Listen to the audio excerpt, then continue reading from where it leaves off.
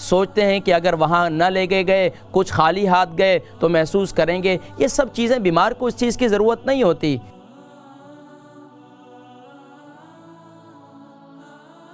معزز حاضرین کرام، بیمار کی عیادت کرنا یہ پیارے کریم آقا علیہ السلام کی ادا ہے اور آقا علیہ السلام کی سنت ہے.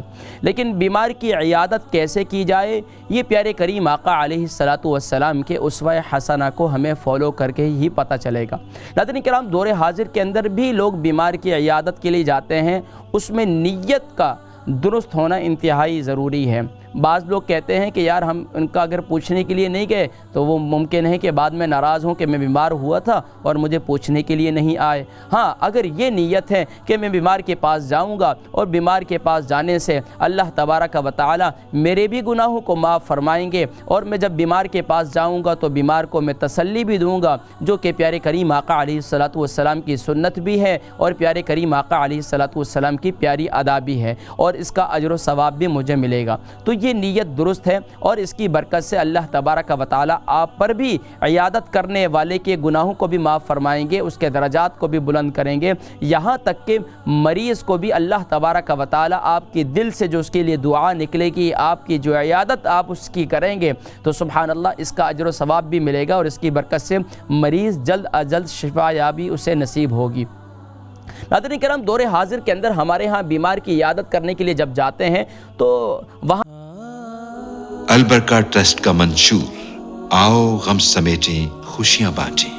البرکہ ویلفیئر ٹرسٹ انٹرنیشنل نے پیدائش کی خوشی سے لے کر موت کی غمی تک انسانی ضروریات کو مد نظر رکھتے ہوئے یتیموں، بیواؤں، بے سہاروں، ضرورت مندوں اور سفید پوشوں کی مدد کو عبادت سمجھتے ہوئے اس عظیم فریضے کو سر انجام دے رہی ہے. سندھ اور بلوچستان میں البرکہ ٹرسٹ آپ کی زکوٰۃ، عطیات اور صدقات کی بدولت انہیں تنہا نہیں چھوڑتا، اور ان کی ضروریات کو پورا کرنے کی ہر ممکن کوشش کی جاتی ہے. ماہانہ ڈور ٹو ڈور فوڈ پیکس کی فراہمی کے ساتھ ساتھ رمضان المبارک میں ہزاروں مستحقین کے لیے اسپیشل فوڈ پیکس سحر و افطار کا اہتمام کیا جاتا ہے. آپ بھی اپنی زکوٰۃ البرکہ ٹرسٹ کو دیجیے. رابطہ کیجیے 0121 6677 399. دکھلاوے کے لیے فروٹ لے جانا، دکھلاوے کے لیے مختلف چیزیں لے جانا، سوچتے ہیں کہ اگر وہاں نہ لے گئے کچھ خالی ہاتھ گئے تو محسوس کریں گے. یہ سب چیزیں بیمار کو اس چیز کی ضرورت نہیں ہوتی. حالانکہ یہ جو ہے بیمار کو اس وقت اگر آپ نے کوئی اس کی ہیلپ کرنی ہے تو اس کو کوئی لفافہ پیش کریں جس میں اس کی کوئی مدد ہو، جس میں اس میں کوئی ہیلپ ہو اس کی.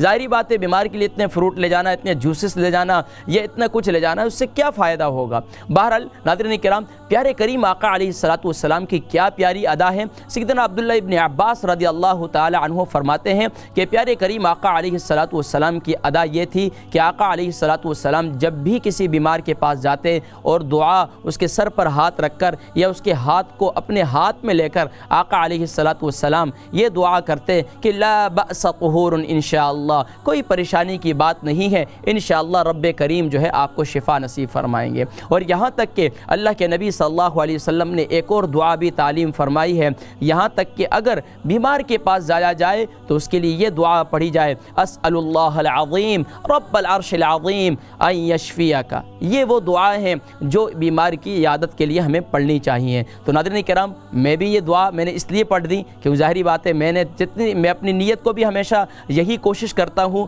کہ جتنے بیمار جب میرے پاس آتے ہیں تو میں اللہ کی بارگاہ میں ان کے لیے دعائیں بھی کرتا ہوں اور ان کے لیے خاص طور پر ان کو علاج بھی بتلاتا ہوں. اللہ تبارک و تعالی تمام ہی بیماروں کو شفائے کلی، شفائے تامہ نصیب فرمائے.